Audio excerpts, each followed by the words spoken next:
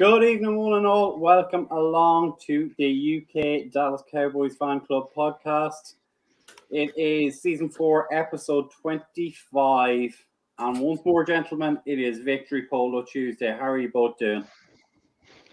Yeah, doing good. It was a good result this weekend, bit scary at points, but when you look at if you were to look at the statistics, you'd be thinking that we came off the bad end of this. But yeah, almost had the fifth burger. Yeah. Good sporting weekend for you, Jamie. Oh yeah, I mean that was nice result Saturday night for Leeds, and then good day. I went down to Wembley on Sunday for the last NFL UK game. It was good to catch up. There was plenty of people from the group. Met up pre-game. Met a couple of people inside the stadium as well. So it was nice to see old and new faces. So keep your eyes out for them for the games next year as well. So we'll do some more of the meetups. We fell by the wayside a little bit, but yeah, we'll pick them up. And then obviously on the way back, me and my cousin drove down. We did a day trip, so we ended up watching the Cowboys game on the phone on the way back, which is rather interesting. But yeah, like Lon said, it was nervy at times, but I think you know what I mean. That I think we saw the coming out party with Tony Pollard this weekend. We're definitely going to have some heated discussions on that tonight, I can tell. As you can see there, look, a 49-29 victory at AT&T. Attendance was just under 94,000. We're second in the NFC Beast with a 6-2 record. And I think we're third overall in the NFC. Obviously, that still only gives us the number 5 ranking. But good weekend. That team who we dare not call by name are still undefeated, but I think their time is coming. Yeah. And I think a lot of the power rankings now I'm seeing have us ranked in the 4th or 5th spot. Do you think that's a fair reflection? Have they really played anybody though? That's no disrespect to the teams around, but they played us. We had a backup quarterback. Have they really played anybody to suggest that they're that good? I had a couple of conversations this weekend. I still peg the Bills. The Bills are better than the Eagles. The Bills are my tip for the AFC to go to the Super Bowl this year. Yeah, and I think if that team that we don't want to speak about get there, I think the Bills would wipe the floor of them. Yeah, I definitely see that. But as always, folks, and look, it's great to see. There was a couple of comments in before we'd even logged in for tonight's show. Get your thoughts in from Sunday's game. As you say, Benny, great to have you along tonight. And DJ Dog with a couple of comments here in terms of Jerry's going to spin on this on Damone Clark, return to Tyron Smith, and trade deadline additions. So we are going to get to those, so don't worry about that. So the first thing, obviously, look, we're going to talk about in terms of injuries and updates. Surprisingly, I think, or unsurprisingly in my case, we didn't make any additions today. And in the last half hour, it's been announced that Tristan Hill has been waived. He was a healthy scratch on Sunday. Damone Clark got 40 defensive snaps. We're entering the bye week and we've multiple injuries, especially in our secondary, which, I think the bye week is coming right at the time we need it to get some guys healed up. Yeah, I completely agree. I mean, obviously, you saw Donovan Wilson leaving the field, going into the locker room at one point, ran back out onto the field, finished off the game.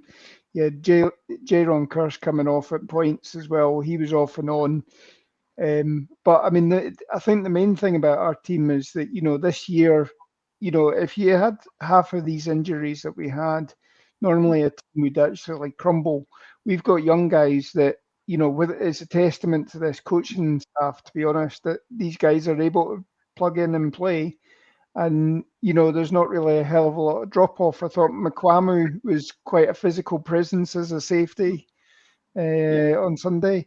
Marquise Bell was in a couple of snaps as well. And then as for Damone Clark, Damone Clark ended up playing 40 snaps because Anthony Barr went down with an injury as well. And he still played 17 snaps on special teams as well. So, for somebody who was literally thinking, oh yeah, I'll just be playing special teams, to then suddenly, I think he was standing on the sideline and George Edwards shouted on him and he's like, what? And it's, he had to go and find his helmet quickly and get on the field. So, I think, I think the way we're trending, you generally see, don't you, that teams make additions that are pushing up in towards the playoff spots. Defensive side of the ball, I'm not really surprised that we didn't make any moves in terms of bringing in. Apart from we needed to shore up the middle on the defensive line. On the defensive line, just because we were a little bit sketchy at the run, and we seemed to with Hankins, we've done that. I think if anything, I would probably like to have seen maybe a wide receiver come in just to give us a little bit more of a veteran presence. But CeeDee Lamb's coming on week by week. Gallup's there. Brown's shown that he can at least hold down the third wide receiver spot. Dare we say the name, but there's still a guy out there that's a free agent that's pretty much fit now. I'd get what you mean, but if you want that veteran help and someone that's a bit of a dynamic receiver, there's always Odell Beckham out there. I wouldn't press the panic button. Like I say, I think, like you say, that this coaching staff seems to be heading in the right direction. The defense is playing well. Is there any need to bring in somebody else when really, especially even like say a wide receiver, maybe 4 at a push, they're going to come in at. So I'm not gonna worry too much about bringing anybody in. Yeah. Personally, look, I don't want that circus coming to town. By all reports which are coming out of America, is that he's waiting on a phone call from the Buffalo Bills. And look, if he wants to go to the Buffalo Bills, good luck to him. He seems to be a front runner, and look, he's earned it. But I wouldn't want him anywhere near my team. But Lauren, I'll give you your say on it.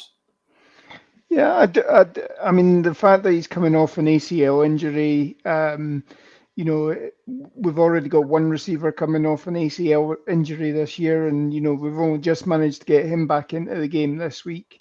I think the game plan was obviously skewed to get him in as often and as early as possible.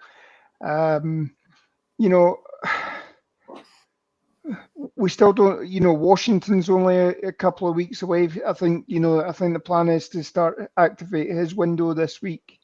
We don't know what we've got in Washington.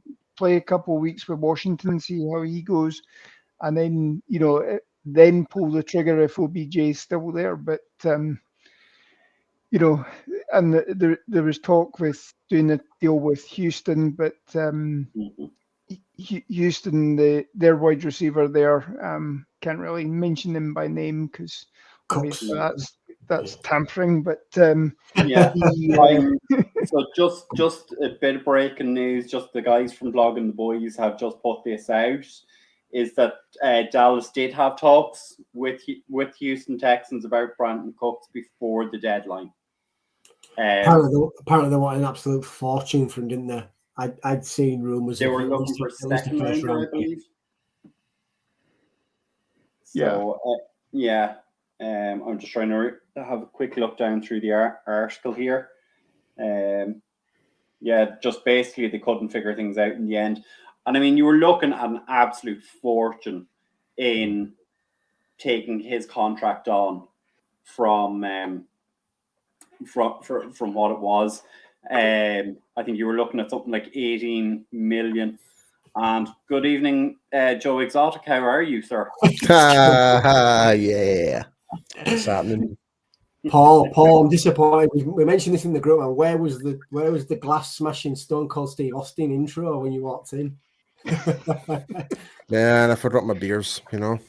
You need to leave and come back. Nah, I've got one more Halloween party, which is after Halloween. So I still need to keep this for a week. So I love the fact though on the pictures that you did the Joe Exotic, you still had a Cowboys hat, man, still repping every opportunity. Absolutely, I was wearing my Cowboys songs. I was wearing my Cowboys hat. I always rep when I'm I love it, man. always. But guess what though? I did win best costume. So hey, there you go. It's always a plus point. aye. 3 bottle of apples. Was it strawberry salsa? Was it? So I tanned that within 10 minutes. That's no surprise. Nah, no surprise with me, my man. Yeah. So just bringing you up to speed, Paul. Just there's been an article there from the guys on Blogging the Boys that said Brandon Cooks. There were talks before the trade deadline, but it couldn't get a deal organised. Obviously they were looking for a second round pick as well as someone picking up his huge contract. So Not a chance for a second. Not a chance. Yeah, I mean, considering Michael Lamb is on the hook for the next few years, at the end of the season, we have to make a decision on CD Lamb. I think unless you're bringing in someone as a veteran on a very minimum amount of money, you weren't going to see a wide receiver coming in. No. I mean, there's from what I can tell, there is other wide receivers out there, but if there was like the creme de la creme, the ones that you could have thought would trade him was obviously Moore, Cooks, and there was one other name, I can't remember who it was, but knowing us, we'll probably end up getting frisked in terms of our trade value. Like it always seems to be us. Like it's like, oh, the Cowboys are interested. What's up to a second? It seems to be that market and value. Like whenever we're interested in any trade whatsoever, it's just too expensive. Yeah, and I mean, you look at the camp figure that we've got at the moment. We're only just 6.8 million at the moment. I think it is under the cap because of the way everything works with the in-season formulae. So, I mean, that'd be a hell of a lot to take on if you were taking. You'd be needing Cooks to renegotiate his deal, and he only signed an extension at the beginning of the season as well. So, chances of him renegotiating would be slightly minimal, I think. Lauren, correct me if I'm wrong on this, but I think the deadline to restructure any deals couldn't be done after 4:00 yesterday. I think I read that somewhere that you can't restructure a deal after yesterday. Right. So okay. Well, it was never going to happen. You were on the hook for his salary this year. Right. So that probably also played into the Cowboys' thinking. But the other significant news, obviously, it's broken the last half hour. Tristan Hill has been waived. Massive. Is anybody surprised by that? To a certain extent, to a certain extent, I am a bit surprised. I mean, I thought he was actually coming on nicely. Like I know it was a contract year and stuff like that, but wish him all the best. He will get picked up by another team. He will. Yep. Like, but yeah, he was one of those players that just never really managed to get the cylinders going since he was drafted. Like, was it 4 years ago? Like, 2019. He was pretty much redshirted his rookie season, and he was barely got any game time. Like he got injuries in his second season, and last season he was like in and out. He did show glimpses of good things, and this year, same again, glimpses of good things, but not enough to be a starter for a second round draft pick. So, unfortunately, it's just one of those ones that just never worked out. Do you know, I'm on same boat as you, Paul. I think if it would have been during pre-season, it would not surprise me. But like you said, the longer he stayed on the roster and he started, not not massive numbers, but he were making a little bit of an impact for a role player. So kind of, I think a little bit out of left field for where we are in the season anyway. Yeah, I mean, we'll take example last week's game, not against the Bears, but God, who did he play last week? The Lions. Lions. But like he was probably one of the ones that really stood out in that game. Like I don't know how many tackles for losses he had. I think it was like 2 tackles for losses he had in that game. But yeah, but hey ho, but wish him all the best, and hopefully he doesn't play good against us in the future. So yeah. So the other point here, so Joe's kind of mentioned it as usual. Jerry has done nothing again. DJ Dog has kind of brought up the point. The spin will be that Damone Clark's came in, Tyron Smith's on his way back, and we haven't added anything for that reason. Are any of you disappointed we haven't added depth? I will say this. Sorry, you roll on.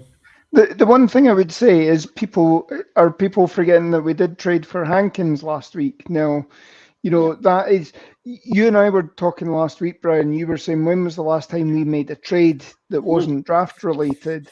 And what was it? We had to go back to 2019, I think it was, or something like that. So 2020, I think, was what it was. It was 2 years, Yeah, so 2020, 2 years.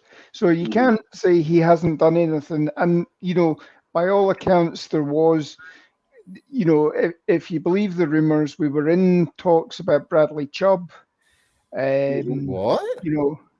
Oh, yeah. Well, this is news to me. No. Somebody has posted saying that Miami outbid the Seahawks and the Cowboys for Bradley Chubb. Now, somebody then said that it was a case of fake news and all that sort of stuff. As Brian Broaddus says, when you're in the front office, the one thing you should do is obviously identify an area of strength and build on that. That's like your front office 101. So I could quite believe that we've done that. But obviously, and I mean, even Jerry has been on the record this week saying that he's realizing that his own personal window for getting another championship is closing. And he wants to get back to the championship, so he was willing to do it. Obviously, he wasn't willing to mortgage the future the way some people have. I mean, obviously, the Rams were talking about giving away another 2 first-round picks, which would take them to something like 2027 before they had the next first-round pick at the moment.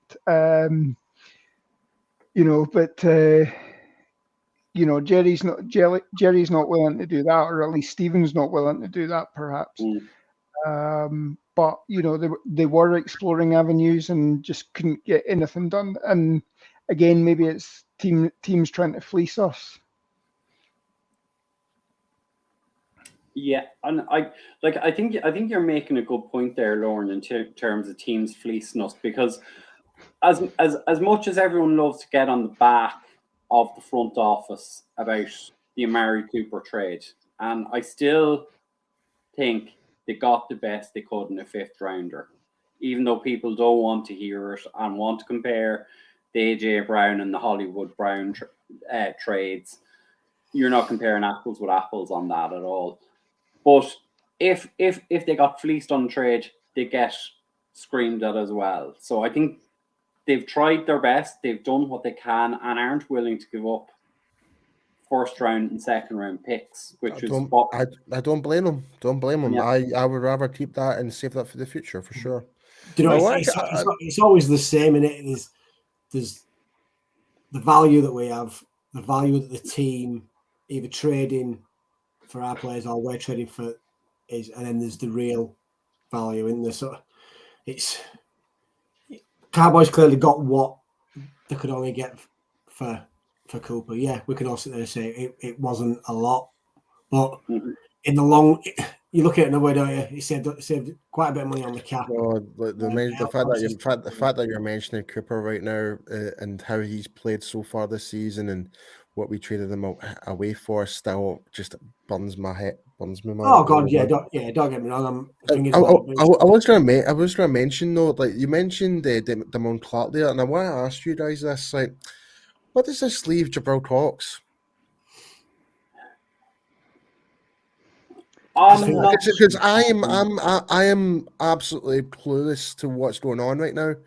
Like don't get me wrong, I'm happy Damone Clark came in, but yeah, where's Jabril Cox? Where is he? Like, I think the big thing here is with Jabril Cox is they might try and just keep him for next season again, because you're potentially losing Van Der Esch and Barr, and you're only going to have Micah, Damone Clark, Jabril Cox, and Luke Gifford might hang about, Devin Harper might hang about. You know, so Jabril Cox will come in as a starter next year if you don't pick up a linebacker in the draft and you don't renew one or both of Barr. So I'm not drawing a line under him or drawing a line through me yet, but that's my take. Yeah. Yeah, I mean, I think Damone Clark is more your middle linebacker. I think Cox is probably your Will or maybe even your Sam if need be. But you know, I think obviously having Barr there has been a bit of a progress stopper for him. And then I think there's something mentally with the injury, or the injury hasn't healed quite as effectively as it should have. I don't know. But there's something that's obviously acting as a block for him getting onto the field. Because I mean, he was obviously technically he was a healthy scratch this weekend. He was one of our 7 inactives, so there's something there. Now obviously Barr went down middle of the game, I think, which is why Damone Clark was in for 40 plays. So maybe this, obviously see how he comes out the back end of this bye week, but you know, maybe there's scope where Cox is activated next week or whatever. So yeah, and I mean, I think with the level of depth that they're carrying on the defensive line as well, they're looking more to have that defensive front right and carrying as few as they can in the linebacker core. And hopefully these things will balance out over the next 8 to 10 weeks once we get back after the bye week. Yep. But before we do move into actually talking about the game itself, just to let everyone know, even though it is the bye week and there's no pre-game show Thursday or post-game show next Tuesday, we are having a fan rant show on Thursday night, so Mike will be along, and it's listeners' questions. You guys can throw in whatever you want to talk about. You can do that, and then next Tuesday we are going to have a draft show. So we're going to talk about this year's draft class from 2022, just the initial thoughts, and we are also going to look towards the 2023 draft as well. Jeez, we're not even halfway through the season yet. It's bye week, Paul. This is when we start talking draft. Well, face it, Paul. Some people after week 1 against Tampa were already looking at scouring the form books for who was going to be first round pick. People are not real fans then. Yep. Unlike your Skip Bayless out there. Oh, he gives me the creeps.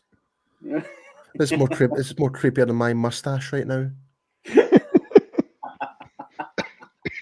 And on that note, we'll move over to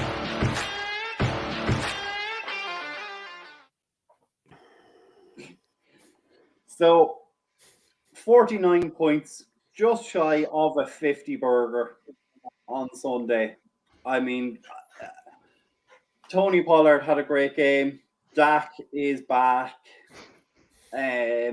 Everything seems to be rosy in the garden. The defense is getting better. Poor Graham is getting absolutely slaughtered, even though he's not on tonight's show. So, look, give us your initial thoughts on the offense, how they performed on Sunday. Offensive line were outstanding. Like that for me was Tyler Biadasz's best ever game in the Cowboys jersey. And I think since he's started going with Duke Manyweather, we're seeing him he did have a rocky start to start the season, obviously with Tampa and stuff like that, but we're seeing a continued progression with Biadasz game by game by game. He's not giving up any pressures or hardly any pressures. I don't even think he's actually given up any sacks within, according to PFF, I believe. I'll need to double check that, but he's been phenomenal, Biadasz, and I was one of his biggest critics last year. It's like he was one of the weak points where he just wasn't getting into the right position, wasn't making the right blocks, but it seems to have really got his head screwed on, and we're starting to see a massive improvement in the continuity within the offensive line as well. And I was just about to say this. Big shout out to all of our tight ends, not just number 86, but all of our tight ends for some of the blocking they did in that run game, particularly Ferguson. Holy crap. That was when he sealed the edge in, my goodness. I don't know what else to really say, but our run offense was on point in that game. It's nothing to do with Tony Pollard.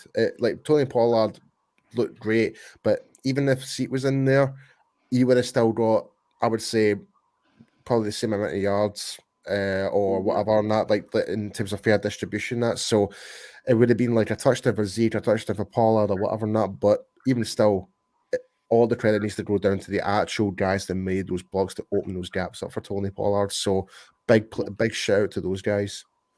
Yeah, I mean, you still saw flashes of Tony Pollard. Tony Pollard is, in some respects, watching him run is a bit like Barry Sanders, where, for every extended run play that he has, you still get tackled 8 yards in the backfield on the next play or what have you. So he where Zeke is very rarely has a negative yardage play. Tony Pollard seems to rack them up.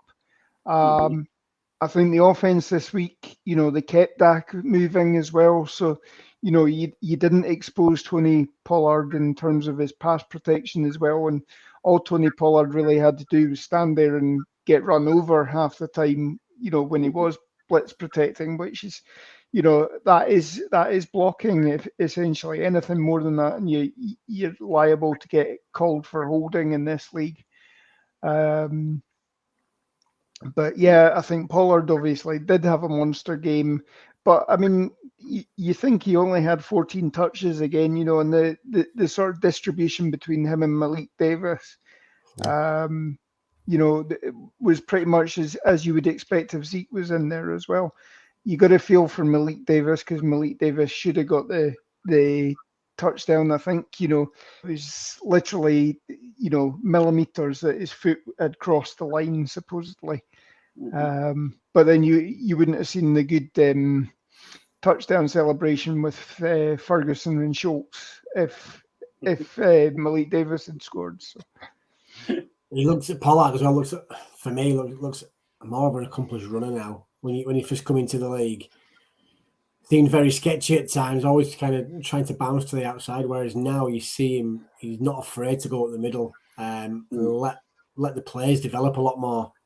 So say early on, especially with rookie runners, they're a bit too excited out there, and you see that a lot in the running. But I think, and it was mentioned on the broadcast as I was driving home.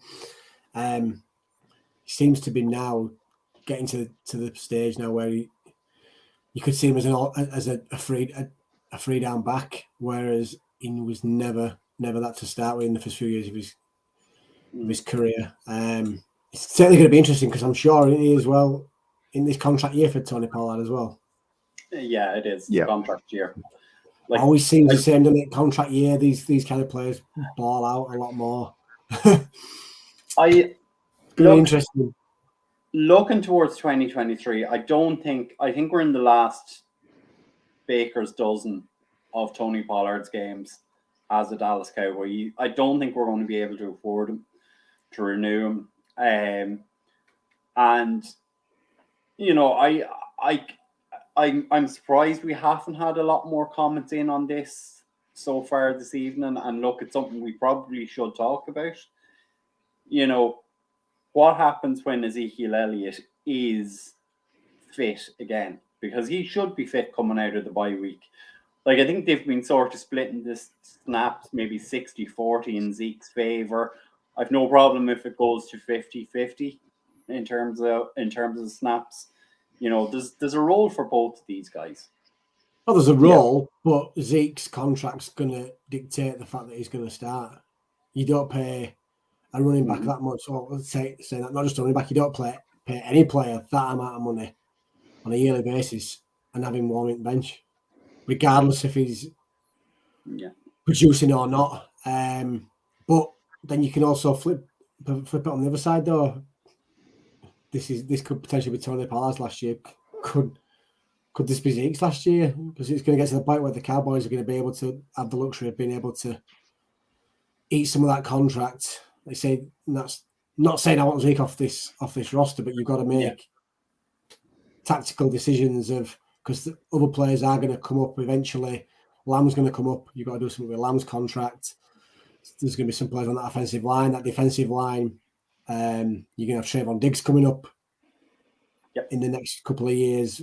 And then you've obviously got, arguably, I know it's only his second year, but arguably the best defensive player in the league at the minute. His contract's going to come up. Now, do you value a running back salary more than you would say Micah Parsons' contract? And that's not disrespect to Zeke, but if Parsons keeps going on the level he is, I would rather have him on a bigger contract than having a running back with some tread on the tires, eating that amount of salary cap up. Yeah. I mean, the one thing I would say is that, yes, you know, follow the money and Zeke should be starting, but I think the Cowboys have a luxury that Zeke doesn't have the ego anymore that he claims. You know, he realizes that he needs Pollard as much as anything. So Zeke was probably Pollard's biggest cheerleader there on Sunday as well. Yeah. So, I mean, you saw after the 54-yard touchdown run that Zeke was the first one to meet him off the field as well, and you know, and you saw the guys walking back to the locker room, and Zeke's, you know, arm in arm with Tony and all that sort of stuff. So there is good chemistry there, you know, and you're seeing it across the board. I mean, obviously, you know, Dalton Schultz, obviously his game's picked up because Dak's back, but you know. He's mixing it up with Ferguson and Hendershot, and you know that touchdown celebration as well just goes to show that, you know, he obviously sees the writings on the wall. He's probably not going to be here next year, you know, and yet he's still mixing it up with the guys and having a laugh with them and all that. So that the chemistry is there for this team. That, you know, these guys are willing to, you know, take 5 or 6 snaps off if it's a case of making sure somebody else gets on and, you know, that they can do a job. And it's there will be some games where Pollard probably gets 60% of the snaps and Zeke only gets 40. It all depends on who we're going up against and, you know, what the coaching staff perceive as being the strength or the weakness of the team that we're facing. So yeah. I'm just going to pull up this comment here, and Paul, I'll address this question to you. Before we get too excited about Tony Pollard's performance on Sunday, do we need to remember that he was running against the 32nd ranked defense against the run? That's a fair point. That's a very fair point. And this is where it kind of goes back to the arguments. Like, if Zeke was in there, who knows what kind of damage we could have done against this run defense? We could have even had more yards. It could have been even more than the 50 burger for all we know. Might not be better. We don't know, but it's a valid point. I don't really have really much else to say on that. I think it's quite a valid argument. Like, it is, we were up against one of the worst defenses in the NFL, but we did more. Like, I think that's our first high-scoring game we've had all season. So it's a good momentum boost going into this bye week up against like when we're going up against like the Green Bay the week after. So it's there's a lot of positives to take from it, despite how bad this defense was. So I'm just taking all the positives from this right now. It's also sorry, go on. It's also the most points that any team has scored this season so far. Oh, that's a good point. Yep. So on, all things considering that our offense was not really ranked within the top 25. We've had one of the worst offenses according to some people, and we still managed to pull that out the bag. So, and I think the big factor difference as well is with Dak coming back as well. So, but yeah, I'm taking this dub regardless. Like I don't care what the stats say, whatever. Now, a win's a win right now. It's a valid point, but you've got to take. I think you've got to take those rankings with a little bit of pinch of salt because a team and I, to be fair, you could probably even look at it that no one really give our defense coming into this season a chance of being productive as productive as they have been. You've still got to run on this defense. You've still got to pass on this defense. So it's a valid point, but I also take it with a pinch of salt because anybody can turn up on the day, and we've seen it time and time again against us. So yeah, I always use this example when it came against us was the Cleveland Browns brought on that fisherman running back and absolutely dismantled us. That's probably the best example. No one knew who this kid was. Just got pulled off a boat and was put into the firing line and rushed over like 125 yards or something like that. So I think we're at the Rams a couple of years ago. The Rams backup running back. I think he rushed for over 150 yards on us as well, didn't he? So CJ Anderson in playoff game. Yeah. But I'm the same as you, Joe. Don't get me wrong. Like, I love the fact that we just got 49 points. It's so many positives going into this bye week. And I think it's a good boost for Dak to get back into the momentum of things. He's now got time to kind of really get back into the whole drills and maybe pick up some more plays from the playbook, whatever, and that. But yeah, I can't really see any negative regards to this. Like, regardless of how bad the competition was, we still managed to put 49 points on the board. Like Brian just said, highest within the NFL right now. And we're going to 2 games with the Packers and Vikings back to back after the bye week. And those games are going to be ones where we can really kind of test because they've got decent defenses, really. So it'll be very interesting to see how we do against those guys. Yeah. And just to add on the comment as well that you put up from DJ Dog about the fumble recovery and the interception taken away by the refs. How many times did they not throw a flag? How many times? Oh my! I still can't believe that happened. What was Justin Fields thinking? How many times does Micah Parsons have to be held before the referees are going to flop? Number 70. It's disgusting. Throughout that whole game, number 70 for the Bears. I don't know what his name is, but he is an absolute disgrace. The amount of holding calls, I think, and I can't remember who was playing on right tackle as well, but he was holding up Dante Fowler Jr. really bad, and there was a nasty there was a wee twist there, and it's like, and there was no flag being thrown for it, but that little twist there could actually easily rupture an ACL or anything could have caused a severe injury, and nothing was getting thrown for it. It was absolutely shocking. There was an interesting comment today on Twitter where Duke Manyweather has actually come out and said that when a defensive lineman goes to rip, i.e. bringing his arm up to try and rip the offensive lineman's hands away, the offensive lineman can't just let go. So Micah Parsons has been doing rips all the time, and, you can't really call holding on that sort of situation. A lot of people then countered, well, whenever Tyron Smith has been called for holding, that invariably was the case. The guy was trying to do that. So, it seems to be, I does seem to be one role for one and one role for the other. It really did. Like the one in Parsons was really, really bad because even when the Fields was slightly going upfield to rush the ball up before he threw it to whoever it was and fumbled it, but the hands were going behind the back and onto the chest plate of Parsons, like as if he's getting pulled back, and I'm just like, what the hell, man? It's like.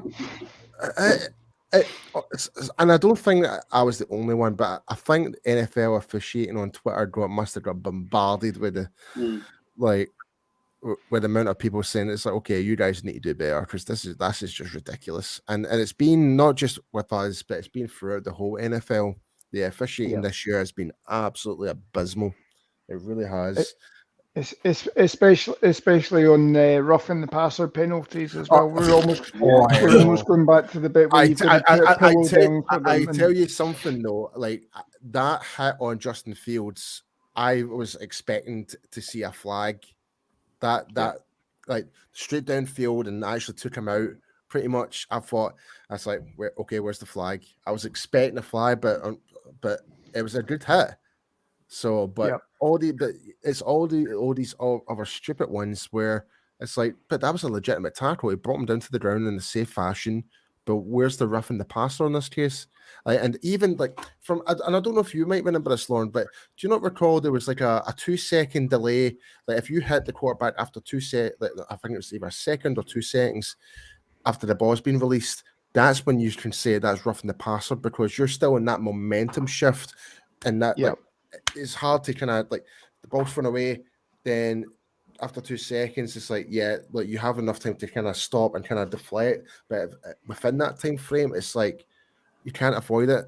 Like I just think it's. I don't know if that's being thrown out the window or whatever, not. But I just think the whole officiation. I think the whole thing with Golston, if I remember rightly, he was up in the air. He'd gone up to try and bat the ball down. The ball had gone through.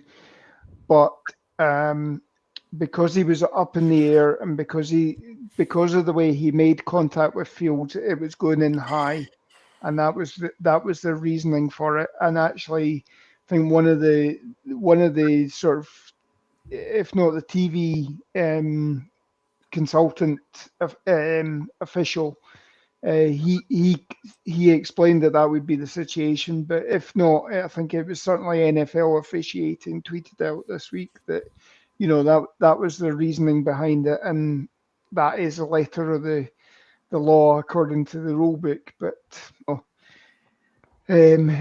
you certainly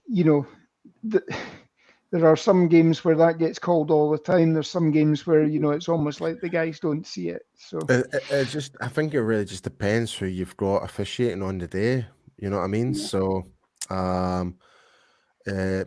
Benny, what's happening, my friend? Good to see you. But yeah, I just found it was such a weird game, despite how well we played offensively and defensively and stuff like that. It was just still such a weird game where some of the calls were like, really? Yeah. I was like, it kind of felt like the referees were trying to actually slow the momentum of the game in some parts. I don't know, but it's so weird. Yeah. We've kind of slid over into the talking defensive side of the game. But before we do move fully over onto that, there's been a couple of comments in here about the tight end room. And I do want to get you guys what your opinion is on this. In terms of the tight ends, obviously, look, we've Dalton Schultz. We're suiting up 4 tight ends a week. All 4 tight ends can block. Like you've McKeon, you have Ferguson, you've Hendershot, who are all Big Ten guys. They're from, which is a physical smash 'em league. Smash football. Schultz is from Stanford, yeah, and Stanford play a pro style offense, which is pass blocking heavy. So all of those guys, as you guys have rightly called out earlier in the show, they can all block, they can all help on the offensive line. We're running 12 and 13 personnel at times, and it was beautiful to watch. It was beautiful. Yeah, I mean, is it a thing of the tight end room is set for the future, or do you see tight end being something that gets addressed in the off season? Because Schultz is not going to be retained No at 11 chance. million a year. I know. I'm confident he's not going to be here next year. Like, Yeah. I've got my reasons behind it, but I'm not obliged to say, unfortunately. Like, so it's just a little bird was telling me about something why. So, but I just don't expect Donald Schultz to be here next season. It's definitely all down to more or less contract and how he's being utilized within the Cowboys right now, and he's not happy about it. So, but yeah, but in terms of like the Hendershot and Ferguson, man, game by game, I'm more excited to see what these guys can do further on and like game by game. So, but with at least what you're saying there, Brian, like when it comes to Schultz for next year, like which we're saying he's very unlikely he's not going to be here. I still think we might address another tight end in off season or again in the draft. Like, definitely at least a tight end free, aren't we? Like I say, I think a lot like of us a late rounder in the tight end position, a late rounder, a guy's in like you're saying, the Big Ten league or something like that. It's a tight end, so just to kind of keep that same momentum going, type of idea. So I think that's where they're kind of looking for that identity in terms of that part of that group. So that's definitely worth something to kind of keep note of. Yeah, I mean, again, I think the main thing is obviously the coaching this year from Wanda Wells is obviously getting these guys up there. But what you've got to remember is we were sitting here during the draft, and we're watching all these tight ends going off the board, and you're going, oh God, who we're going to end up with, and we ended up getting Ferguson in the 4th, and I was quite happy about it. Oh, I know, but I think we'd just missed out on who was it? Isaiah Likely. And there was the tight end that went to Baltimore as well. Yeah. So we missed out on a couple of those guys, and you're thinking, oh, should we have taken him around earlier or whatever? Hendershot as well. I mean, free great agent. pickup as undrafted free agent. Undrafted, yeah. Sorry. Yeah. So picking those guys up, that's brilliant. So again, that's our front office turning the stones over. Proving us fans once again that we're actually on the wrong side of the stick. I'm still maybe not so much the Amari Cooper trade, but still. But in terms of drafting, they seem to be on the ball right now. Well, did you see Amari Cooper try and throw a pass last night? That was terrible. I haven't. Oh, he had an end around option pass, and he threw it straight into the Cincinnati Bengals defensive back. The wide receiver wasn't 15 yards in the area or anything like that. So that was pretty terrible. But I think one of the things as well I liked in this game was the way that Kellen Moore was actually catching the Bears defense off guard, because obviously you saw 3 tight ends on the field, and that was bringing on the Bears' big defense. And then they were bunching the 3 tight ends off the line, out wide and everything like that, and working the screens. And obviously we had a discussion on Thursday night, Paul, as part of the pre-game show about will we ever see screens again? And I think there were a couple of screens there.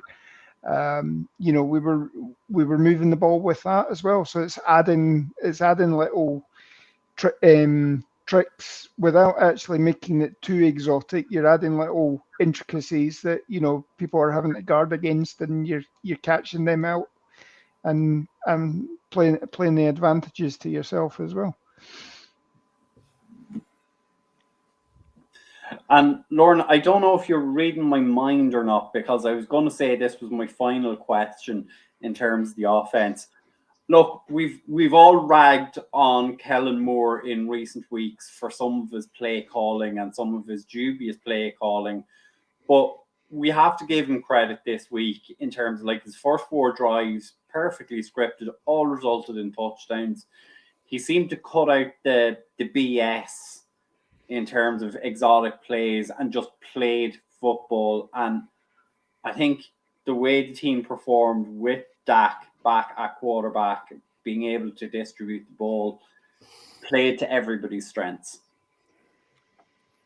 Yeah, I think so. And I mean, it's no surprise as well that Dak was actually able to run this time. And I think you saw a couple of instances. I think Dak must have ended up with at least 30 yards rushing, which again adds an element to the offense, which makes it difficult.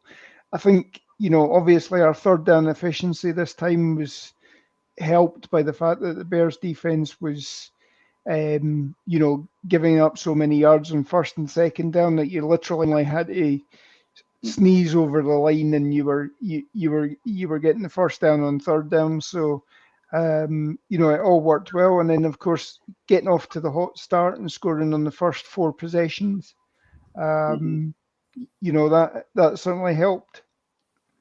Yeah. And just a couple of the comments there from Joe and DJ Dog in terms of Dak. Dak looked like the Dak of old. His demeanor out there was oozing leadership. And then Joe has come in with, was it Kellen Moore's play calling or maybe Dak being back that made Kellen Moore look better? I think it's kind of a combination of what both guys are saying, in that Dak was there. He is the leader of this team. He exudes a calmness which flows through the whole offense. And, that makes Kellen Moore's play calling better. I think as well, I mean, again, I'd mentioned this last week on last week's show that, Dak's not actually making as many audibles at the line this year since he's come back. And, maybe that's, as he said, from standing on the sideline and watching all these plays progress from the sideline, he's getting to see it from a different thing. So he's seeing different things that, maybe if he was going through his keys pre-snap earlier before this time off, he'd be sitting there going, right, okay, I'm going to check out this and I'm going to go to something else.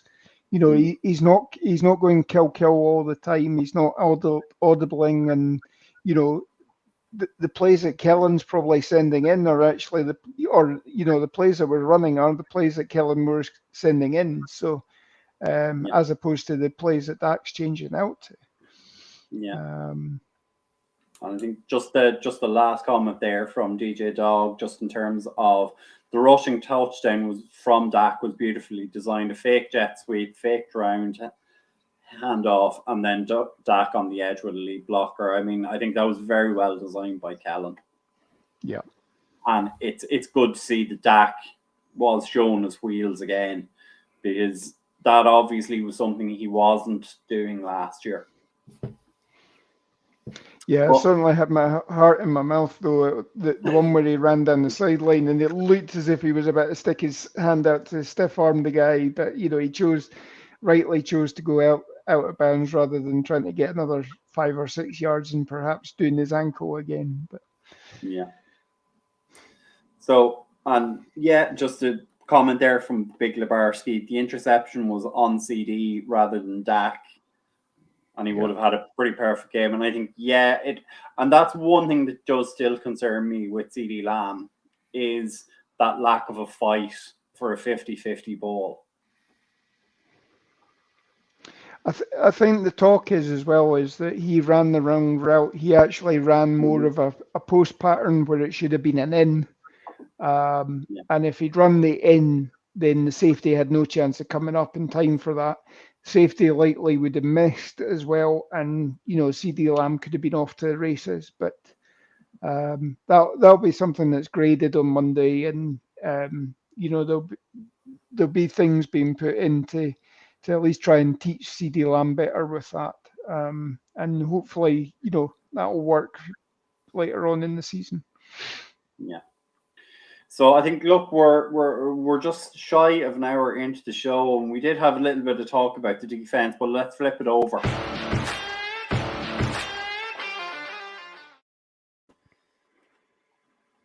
So again, the defense had a good game, but is there any concern the fact the Chicago Bears put up nearly 250 yards on the ground against us?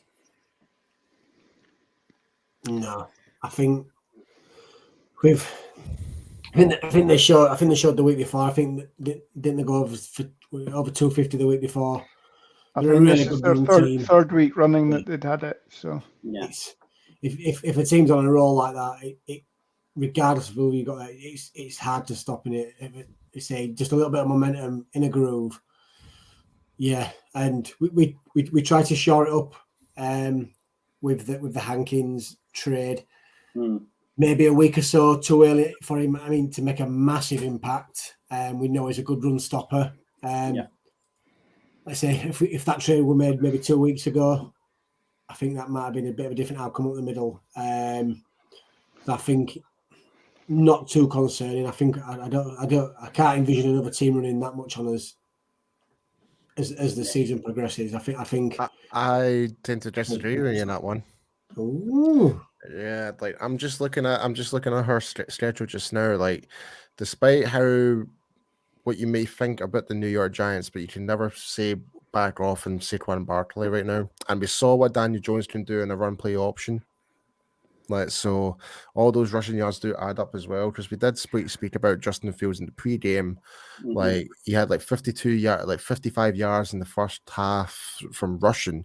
So, and we did get to see him do that against us because the pocket collapsed. He decided to leave the pocket. So it seems to be our Achilles heel. Like, whenever we're just too aggressive, that seems to be, I mean, it's not a bad thing. I like the fact I love the fact that we're being aggressive when it comes to the pass rush and whatever and that, but it comes with a cost, and that opens up the gaps for, like, so if the pocket collapses on the quarterback and there's a gap, they're going to run through that, and next thing you know, they're like 10, 15 yards upfield. So that plays a part to it as well. But in terms of, like, the running backs, though, like the whole Hankins thing, yeah, I think it's. I agree with you in that, Jamie. I think it maybe been a bit too soon for him to come in, but he still contributed. I mean, I can't argue with that, but I just think if that's the only thing we need to really work on is just ensuring that we're just closing up those inside gaps a lot more. I think this game was a tale of two halves in some respects. That if you look at the stats after the first half, both Montgomery and Herbert were kept in check pretty much in that first half, and it was obviously Justin Fields was doing the running. I think maybe Dan Quinn made adjustments in the second half or at halftime that try and crack down on Justin Fields, and then obviously that takes away from your effectiveness from stopping like Montgomery and Herbert, because they did their biggest damage in the second half, I think. And then obviously Fields still has the elusiveness that he can get away and get down the field. But I mean, as I say, this is the commentators were making a big thing of this. This is the third week running that they've had back to back 200+ yard rushing games, and to go back to the last time the Bears did that, you're talking. I think it was back to when Gale Sayers and co were running the backfield, so 1960s. So you're not even talking when Sweetness and co were in the offensive backfield in the late 70s and early 80s. So yeah, I'm just looking at the, like, in terms of like the scores and stuff like that. Like, second half, the Bears had their most success in terms of putting the points on the board. They scored 17 points in the second quarter. And the third and fourth quarter, there were 6 points each. So even though they were may have been more effective in terms of moving the ball against us in the second half, perhaps, as you're saying there, Lauren, but the end of the day, they didn't take full advantage of it. So, and again, that kind of goes back down to the rest of the defense, that they did their job and they managed to keep them down to only 12 points in that whole second half. Yeah. So I'm just going to pull up Christie's point here. Parsons' touchdown was my favorite part of the game. Go on, Jamie. I'm just going to elaborate on that, because I was thinking, do you know what the most shocking part of that comment in some aspects is? That is his first touchdown in the NFL. Because he's been that monstrous, he's been that dominant since he came into the league, that it's taken this long to get his first one. I thought he would have had more than that by now. Yeah. How do you define that though, Jimmy? He's a defensive player. Like he's not. That's what I mean. I mean, because of how destructive he is. How many times he's made plays where the balls come free. I would have thought he would have scored more defensive touchdowns than, or it would have not taken this long then maybe to get it. I mean, a season and a half to get his first defensive touchdown. It probably would have come a lot earlier. I think the biggest shocker for me in terms of that whole situation was what the hell was Justin Fields thinking, avoiding contact? Like all he had to do was just touch Parsons and the play was dead. Yeah. And he decided to jump over him. And after he did that, I was like, wait, ball's still alive. What the hell? And by the time Parsons got back up, it was a live ball. So even the announcer was. Everybody was like the whole offensive line were like that. Wait, where's the referee call? And they all stood and watched.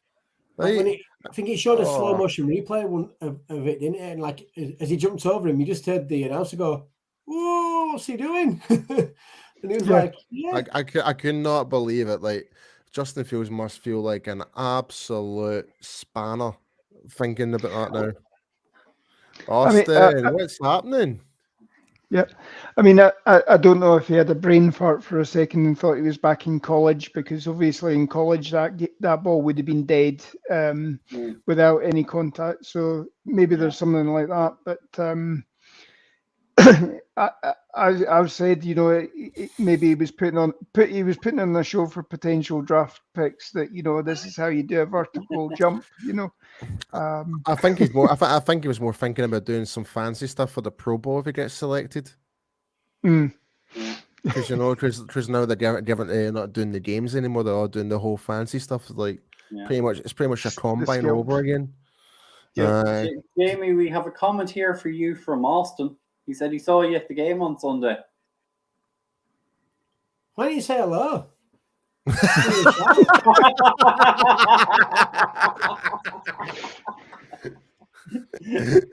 disappointed now. You could have had a picture and everything. Oh, that would have been picture, pine, Jaeger. Oh God, you and Jaeger. Oh jeez.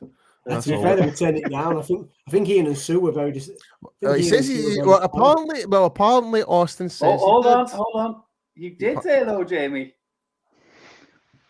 Were you that mad with it, Jamie? I only had 2 pints. I'm trying to think. You only had 2 pints? My backside. No chance. Yeah, we drove down for day. Me and my cousin, we drove down for day. I'm trying to think. I can't remember anybody. I apologise. I honestly can't remember seeing anybody. I was rushing to get in. You all right, mate? I must not have heard you. Apologies, mate. I must not have heard you. Because I honestly cannot remember seeing anybody in a Gallup jersey, so I apologise. Austin, what Jamie's trying to say, he had not 2 pints, but he had 2 Jaegers, and it really hit his system quite quickly. And he's right. Yeah, I did have my white Roma jersey on. Yeah, so apologies, Austin. No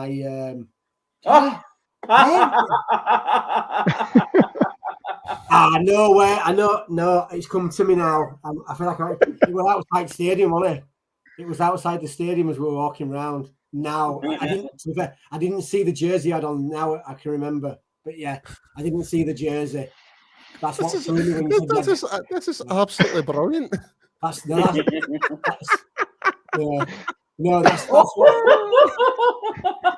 threw me. Oh, that's harsh. But no, it threw me when he mentioned the jersey, because I can't remember seeing any. I can't remember seeing the jersey. I can remember seeing the Cowboys, just the jersey. It's like self, but not the number, and shouting back. Yeah, I remember now. Apologies, Austin. Yeah, like I say, it was the Gallup comment that threw me. Yeah, Lubarski's not letting you away with any of that, Jamie. No. But look, getting back to talking about it, and sorry, I'm just going to try and pull the comment up here. There was someone, should we be concerned about the health of our defensive backs? Because Malik Hooker was a scratch for Sunday. Kearse and Wilson both went out, so we had Mukwamu and Bell in at certain points. We've lost Jordan Lewis for the season. Anthony Brown is not playing well. So are we concerned with this with our secondary? Somewhat. I'm not in danger zone concerns. Yeah. I do feel with the system that we've got from Dan Quinn, and it's very plug-in and play right now. So it doesn't matter who we put in. I think they can still put in a good shift. So I do agree, though, Brown's not being the best. Like I'm really hoping Brown really makes a standout game, because I've been saying for weeks, like I was really hoping he would be the one that makes a pick six, but it's just not been happening right now. So, but yeah. I certainly think the health is an issue, especially with the safety. I mean, obviously, I think the bye week has come at the best time possible, because obviously you had Malik Hooker resting this week. You lost both Wilson and Curse, at various points during the game, and you had McQuamu coming in. You had Marquise Bell. Both of whom I think actually performed admirably, and this again goes to the coaching of these guys, that we're being able to bring these guys in and plug them in and play, and they're not being a liability as such. Now, again, you could say it's quality of the competition that you're seeing at the moment, but who knows? Who knows that against a better offense or whatever, that will be a liability. Or the coaching staff haven't gone away from Anthony Brown. Anthony Brown is still on there. Now, is that a question about Kelvin Joseph or Nashawn Wright, because you're not seeing them on the field as much? I thought Deron Bland played very well from the slot. He broke up a potential pass, a touchdown pass as well in the first half. I think just after we'd had the interception negated. The Bears tried for the end zone. In fact, we jumped offside as well, and the Bears tried for the end zone because they had the free play, and Deron Bland broke it up. So we are getting something from all of these guys, but it's just a case of it's the quality of competition that we're playing at the moment, and we won't see it until we've got bigger and better coming up. Yeah.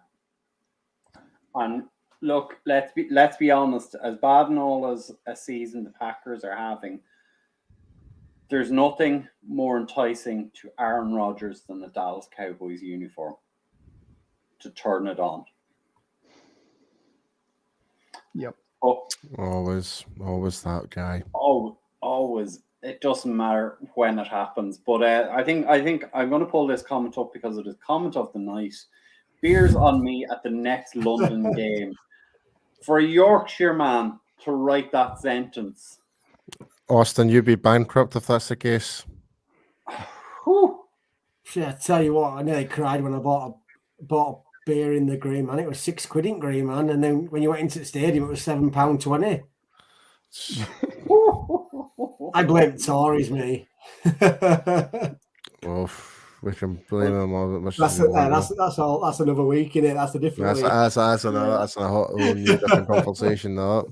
I think I paid $15 for a bottle of beer at Levi Stadium. $15 for a beer. I think it was either $11 or $15. I think when we went to AT&T in 2016, I bought 6 bottles. I think it's Miller Lite, Paul, isn't it? Is it something daft like that? Yeah, it's Miller Lite, yeah. It cost me just over $60 for 6 bottles. That's crazy. Yeah. Just crazy. Mad. I'm all about happy hours and bars, man. We can get your $2 beers, so I'm all about that. I'm glad he said that and not something else. I'll leave that to her off air, Paul. Oh. So before we finish talking defense, look, let's talk about Damone Clark and the impact he had on that game on Sunday. This is a guy who is coming off spinal fusion surgery in March of this year. He was expected to redshirt this year. and he came in and played 40 snaps on Sunday. Remarkable. Didn't look out of place. Just simply remarkable. This again goes down to our medical staff. Mm-hmm. Getting him up to a certain point, like we look at. I keep mentioning this, the wonders they've done in bringing players back away ahead of schedule, and it was so great to see Clark getting on the field. But he contributed big time. Very exciting times. I will say that. Very exciting times. But again, big shout out to our medical staff for what they did for that, what they did for like some former player Jalen Smith. They did it for numerous players with so many injuries and that, and they've always seemed to come back ahead of schedule. Even Michael Gallup came ahead of schedule. I think just getting any kind of snap out of him this year is a massive bonus because there were he wouldn't even potentially wouldn't even played one snap. So getting him on the field is in his first year as well is just a massive bonus. And like I said, it wasn't even a disappointing performance for it. He came on. He looked decent for what he did. I'm just looking at the stats just now. Like 6 total tackles and 1 solo. Yeah. I mean, that's fifth highest within our whole defense. Highest was obviously Wilson, then Kirsten, Diggs, then Van Der Esch, then it's Clark. I mean, you're in the top 5 within our whole defense that contributed. So, and I find it's just remarkable. So fair play to him, outstanding. I was trying to say something. And as Labursky says, he was clocked on next gen stats at 22 miles an hour. So he was I think he was involved in chasing down one of the fumble plays as well. He clocked the 22 mile an hour. And he's showing off the speed. He was asked at the end of the game, was he thinking about his neck, and he said no. So again, that's good. But going back to the medical staff. I mean, they're the ones that identified the problem as well back in the combine. So, they did us a favor because he could have, if nobody had identified that, he could have gone in the second or third round. Yeah, second, third round. The next thing you know, he could be out for 2 or 3 years, regardless. Like if they even never got that sorted, and we managed to get ourselves in a bargain essentially. And if you were to kind of go back and say, what do you expect to see Damon Clark play in week 7 in the NFL this year? You'd be like, nah, not a chance. And we're getting the bots coming in now. Great. Blocked. There we go. No one wants to see that. Right, now we're gonna get the link.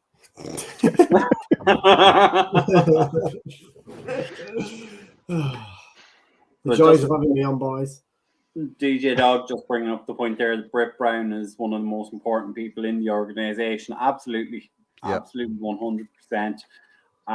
We do have a question there from Labarsky. I'm just going to throw it to you. Seeing as we did talk about wide receivers and maybe picking someone else,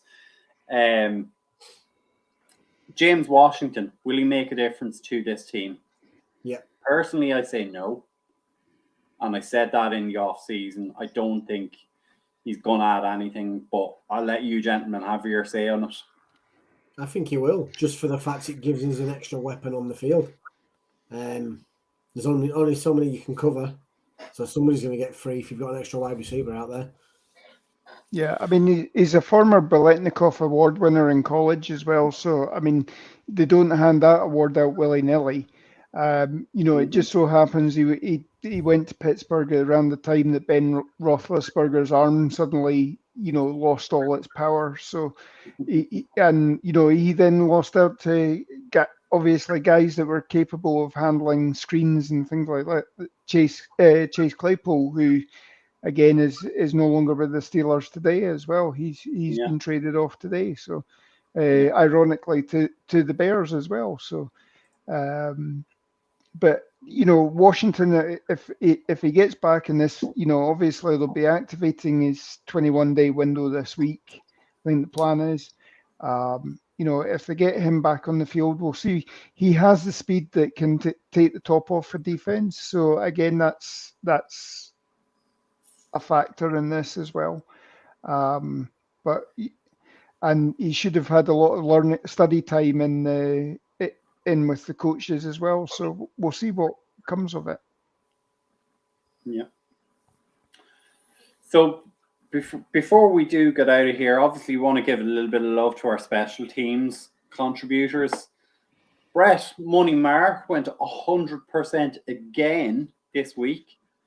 And Brian Anger, I think this might be a record. An 83-yard punt and a 71-yard average punt distance. Yep. That was some length, that wasn't it? Yeah. And if he'd only, if he'd only actually angled it a bit higher or something like that, I think it was the way the ball bounced or something, but we literally missed out on stopping it down at the one by half a second or so. Yeah. Otherwise that, because it ended up being a net 63 on that play, because obviously it went into the end zone for a touchback. But I mean, what we're getting out of these guys on special teams as well, everything is complementing each other this year. The defense is getting the short fields. If we're not throwing picks because we're not trying to make something happen on offense, and the special teams are capable of flipping the field as well. So especially Turpin had a couple of good returns as well. So I mean, it's only a matter of time, and I think especially when in the next few weeks where we've got these cold weather games and the ball's not going to get punted as far. Turpin's going to break one of these. And there's a question. Hendershot. I mean that was just a very good play by the Bears punter that he managed to angle the punt away from Hendershot coming through and get it away. Because I mean, I was sure it had actually gone through his arms, but it actually curled round him. So it was just a very good move by the Bears punter, to be honest. Yeah. So anything else you gentlemen would like to discuss before we wrap up for the night? Nothing really much else to really say. It's like we're actually kind of getting into a bit of a rhythm now. With no doubt being coming back now. We've got the bye week. We can fairly get some of our injured players a little bit of rest now. A lot more game film to digest in terms of the study, in terms of the Green Bay game and whatever and that. So we're 6-2 we are now. Yep. We're in a good position right now. I can't really have any complaints right now. So bring on Green Bay, I say. Yeah, and let's just hope that the guys are sensible. I mean, Mike McCarthy's given them the rest of the week off now. Let's just hope they're sensible and we're not hearing stories of people testing positive for DUI and what have you that we had last year. So, if there's one thing I will encourage our players to do is just get an Uber. Don't drive. Get an Uber. Yeah. But as we said at the start of the show, obviously it's not a normal week for the next week with us. So Thursday night, Mike will be here with some of the boys, and we will be having a fan rant show. So what is discussed in that show is totally open to you, the viewers of the show. So join in, let us know all of your thoughts, what you want to talk about. It's your show. And as we said, for next Tuesday, we will be having a show. We'll be having a look back at the draft just gone and a look ahead to the draft, which will be upcoming, and what might or might not shake out in that. We'll try and give you a few names to watch out for over the last month of the college football season and heading into bowl season. But before we get out of here, obviously we're going to pay the bills. So if one of you gentlemen would like to call it out. Yeah, guys. So if you're planning going to a Dallas Cowboys game this year, be sure to go with Cowboys Experience for the meet and greet, stadium tours, game tickets, and tailgating experience. Get to meet players like Jay Novacek, Micah Parsons, Zach Martin, Travis Frederick, and many, many more, and also including Hall of Famer Drew Pearson. Like I said, guys, like these guys will treat you like absolute royalty, and all you need to do is use the discount code at UK Cowboys. And what if you use that code for, guys? What do you get? You get free stuff. So don't be a Sweet. clown, use the code. And before we actually go, I just seen a comment here. DJ Dog just posted up there. It's like Green Bay plays Detroit. Hawkinson traded from Lions to Vikings today. What? Yep. Yeah, Yeah, for a second and a fifth rounder, I think it was. Yeah. So we're Wow. going to face Hawkinson again in 2 weeks' time. I think that was the first trade today, wasn't it? Wow. Yeah. It came through. Yeah. Pretty It was. surprised about And so the main trades today, what it was Hawkinson, Bradley Chubb, Calvin Ridley, and William Jack. William Jack. William Jack. Paul's face then with the Ridley. Yeah, he went to the Jags for a 5th round pick. Yeah. that. You're joking. No. Yeah. No. And the incredible thing is he was banned by the NFL for the betting on the Jacksonville Jaguars to beat the spread on the game against Atlanta last year. Was it? Oh, wow. Was Rokon Smith yesterday? Or was that today? It was yesterday. That was He went yesterday. Yeah, to the Ravens. Roquan Smith, yeah. He went to the Ravens. And just especially for Paul's Ontario Poe has been picked up. That joke's it's way past its expiry date now. It's not even funny anymore. So if one of you gentlemen would like to call out our friends. Right, so check out our Ring of Honor here, Talking Cowboys, Hanging with the Boys, Blogging the Boys, which Paul's obviously on with his great show, The World's Team with Meg. Mix Shots, Pick Six, Skywalker Steel, KT Funhouse. Check these guys out. Helps build your knowledge. These guys are always dropping little tidbits that they're picking up as well. So it's great for building your knowledge and understanding of what's happening around the team. Yeah. And Jamie, I'll let you call the last one. Yeah, as we mentioned in previous shows, 2023, we are finally doing a group trip out to Big D to watch the boys play at AT&T Stadium. So stick with us over the next coming months for more details. But if you're interested, drop us a line either on Twitter, Facebook, Instagram, so we can get you the knowledge of what's going to happen. But yeah, it's going to be a big one. So get your names down, come and join us out there. And we do promise Jamie will actually talk to you and will remember talking to you. Yeah. Never going to live that down, are we? No. And then unfortunately, unfortunately, you won't probably unlikely see this mustache again. So, no, man, you've got to grow that. You've got to grow that for the trip, Paul. hell no, hell no. Hell yeah. So as we say, everyone, look, Thursday night, 9:00 here in the UK and Ireland. I think it's actually 4:00 on the East Coast and 3:00 Texas time. Yeah, I think it's back to 5 hours at the moment till the US clocks go back. Yeah. I think it's about a week we're about a week or two in front of daylight savings, aren't we? So we will be back. So it's a good night for me anyway. That's a good night for me. It's a good night for me. Stay safe. Go Cowboys.